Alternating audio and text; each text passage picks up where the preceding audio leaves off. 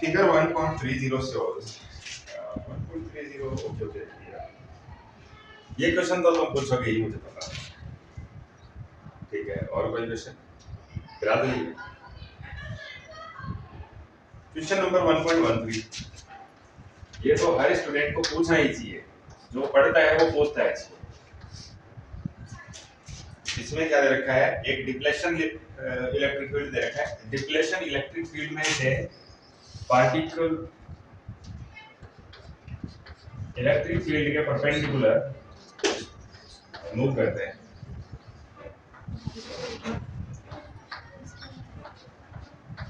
ये जो फिगर है इसमें एक गलती है, ये जो पोलरिटी है ये इसकी इनर साइड से शो करनी चाहिए, क्योंकि चार्ज इसके इनर साइड में ही होता है। जैसे एक कंडक्टर प्लेट है, ऐसे ये प्लेट है, एक ऊपर प्लेट है, इस तरह से। तो ये मेटल की प्लेट है। इन मेटल प्लेट्स पर अगर दो अनलाइक चार्जेस होंगे ना, तो इंटरनल सरफेस पे आ जाएगा पूरा का पूरा चार्ज, बाहर की सरफेस पे नहीं जाएगा। हाँ, अगर ऐसा हो कि ये दोनों के दोनों लाइक चार्जेस होना, तब ये चार्ज बाहर की सरफेसेस पे रहेगा, अंदर वाले पे नहीं रहेगा। रीजन जानते हो क्यों? रिपल्शन होता है ना लाइक चार्जेस में, वो ये चाहता है कि ये जो चार्ज है ना ऑब्जेक्ट्स का, ये ज्यादा से ज्यादा डिस्टेंस मेंटेन करे, इसलिए वो बाहर की सरफेसेस पे चला जाता है। मतलब ये है कि अगर आपके पास लाइटली चार्ज प्लेट्स होती तो इस तरह से शो करते हैं आप उसको, बाहर की सरफेसेस पे लाइक चार्जेस चला जाता, चाहे नेगेटिव है वो, समझ रहे हो? पर unlike charge will stay on the internal surfaces of the metal plates. Okay. Another thing, that electric field lines will originate from positive charge and they will end over the negative charge. ये electric field की direction होगी, ऐसे होगी। ये question मैं कोई आपको सिखा नहीं रहा, मैं बस डिस्कशन कर रहा हूँ आपके साथ, इसलिए आपको अपना जजमेंट देना है। मैं बस यहाँ पर चौक पकड़ लिया। मुझे एक बात बताइए, चाहे कोई पॉजिटिवली चार्ज पार्टिकल आएगा इस इलेक्ट्रिक फील्ड में से परपेंडिकुलर, चाहे नेगेटिवली चार्ज पार्टिकल आएगा, पर उस पर इलेक्ट्रिक फील्ड किधर लगेगा?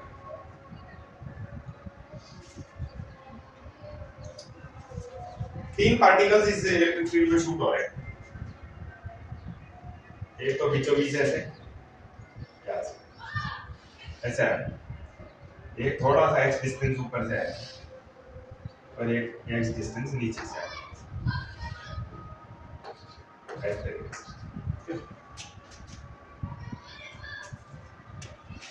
पहला पार्टिकल है ना, इस इलेक्ट्रिक फील्ड में से निकलने के बाद इस प्लेट से भी थोड़ा आगे तक ऐसे निकल चुका है, इस तरह के पाथ पे गया है।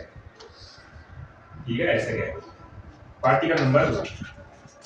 दूसरा पार्टिकल इस तरह से गया, ऐसे गया, नंबर 2। देखो थोड़ा सा एक्सेप्ट बनाने की कोशिश करना, ऐसे नंबर 2।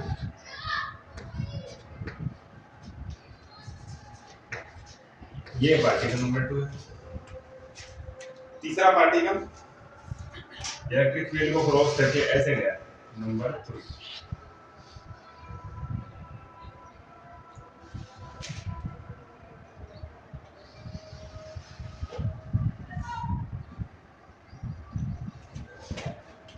ठीक है, अब देखो पहला पार्टिकल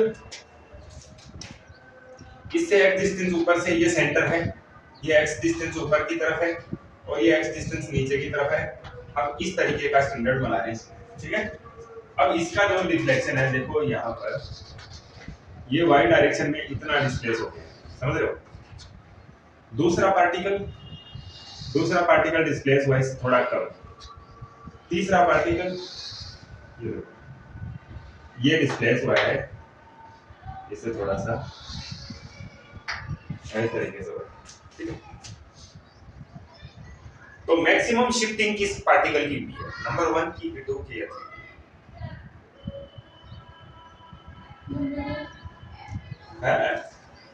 पार्टिकल नंबर 1 का शिफ्ट है ना, ये देखो इतना शिफ्ट हुआ है इसका, ये x, ये इसको y1। पार्टिकल नंबर 2 का शिफ्टिंग ये है, ये इसको मैं दे रहा हूँ y2। और ये पार्टिकल नंबर 3 का शिफ्ट है। हाईएस्ट शिफ्ट कौन हुआ है? बिल्कुल y1 ज्यादा है, y1 सबसे बड़ी डिस्टेंस है, ठीक है। ओके, और ये डायग्राम अपना बोर्ड में थोड़ा सा ठीक से नहीं बना, अदरवाइज क्या है, पार्टिकल नंबर 2 का शिफ्ट है वो सबसे कम है। डायग्राम में जिस तरह शो किया है ना उस हिसाब से तो पार्टिकल नंबर 2 का शिफ्ट सबसे कम है।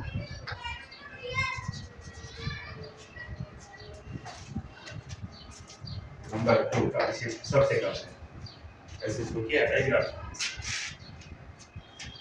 तो अब मैं आपसे पूछना चाहता हूँ कि क्वेश्चन पूछ रहा है give the science of the 3 charges. Particle number 1 2 3 इनके चार्जेस का साइन क्या है, आप बताओ मुझे।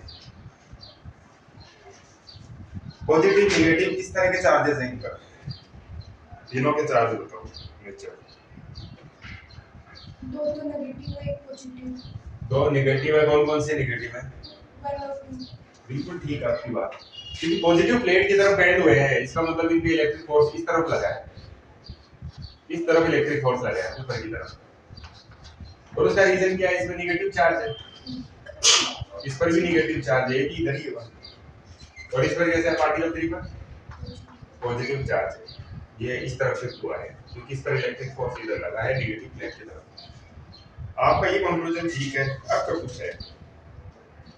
Which particle has the highest charge to mass ratio? Charge to mass ratio. Charge to mass ratio. इसको बोला जाता है Q/m। ये Q/m मैक्सिमम किस पार्टिकल के लिए है? 1 और 2 और 3। कौन से पार्टिकल के लिए charge to mass ratio highest है? कैसे करें इसे?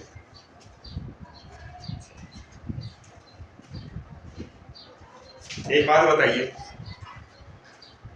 ये इलेक्ट्रिक फील्ड कैसा है? 3 के लिए ज्यादा होगा। 3 के लिए होगा।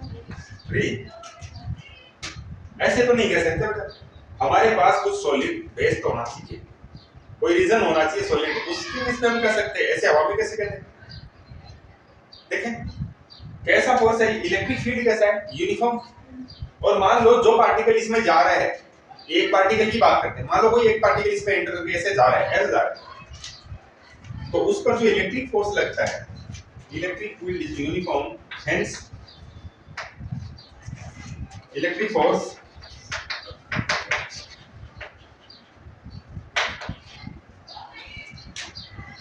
on a charge Q will be constant। Electric force कैसा लगेगा, इस इलेक्ट्रिक फील्ड में कहीं भी चले जाए उस पर कांस्टेंट फोर्स लगेगा, कितना लगेगा बताइए? इलेक्ट्रिक फोर्स विल बी, ये होगा कि charge into electric field intensity, ये तो था इलेक्ट्रिक फोर्स, इलेक्ट्रिक फोर्स ये तो होता है। अब ये जो F है ना, मैकेनिकल फोर्स, इस फोर्स की वजह से एक एक्सेलरेशन आएगा कि नहीं पार्टिकल में, मोशन हो रही है, मोशन में एक्सेलरेशन आता ही है। अगर पार्टिकल का मास m है तो ये F को क्या लिख दूं मैं, m will be q e, ठीक है। तो मूविंग पार्टिकल के लिए F को m लिख सकते हैं, F को नेट फोर्स है। ये बात बताइए, यहाँ पर Q/m इससे निकाल सकते हैं क्या? Q/m इससे आ रहा है acceleration upon electric field.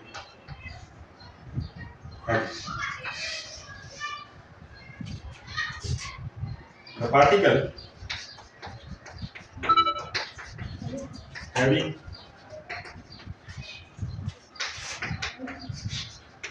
highest shift is accelerated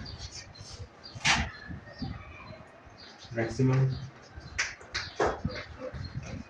along y direction. Hence, q upon m maximum equal to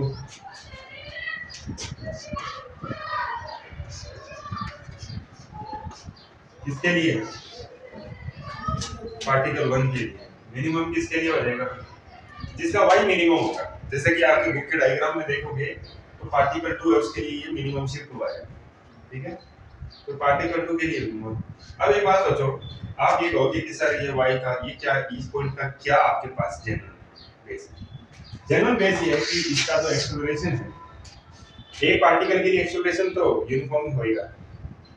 एक कदम आगे चल के आप लिख सकते हो डिस्प्लेसमेंट ड्यू टू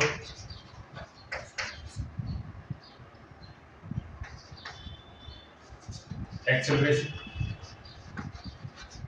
y की वैल्यू निकालो, y equal to displacement UAM equation number 2 में आता है, 3 में आता है। तो देखो v square vy square is equal to uy square plus 2ays या ay into y। ये तो है आपका इनिशियली 0, क्योंकि ये x एक्सिस की डायरेक्शन में ही आ रहा था इनिशियली, तो इनिशियल वेलोसिटी y कंपोनेंट क्या हो जाएगा 0, और यहाँ पर vy होगा इसके अकॉर्डिंग, और y इक्वल टू आ गया आपका vy स्क्वायर अपॉन 2ay। तो y डायरेक्शन में हाईएस्ट शिफ्ट है उसका होगा जिस ये क्या कहते हैं वेलोसिटी ऑफ एक्सेलरेशन तो हमारे इसी के बेस पे ही जजमेंट इजी रहेगा, इसके बेस पे उसमें तो vy भी आ जाएगा, और ऑब्वियसली vy इसके लिए ही सबसे ज्यादा है। y डायरेक्शन में हाईएस्ट वेलोसिटी इसने ही किया है, तो एक्सेलरेशन और इनका कंपैरिजन करना पड़ेगा क्योंकि दोनों एक दूसरे से ऑपोजिट साइड में आ रहे हैं।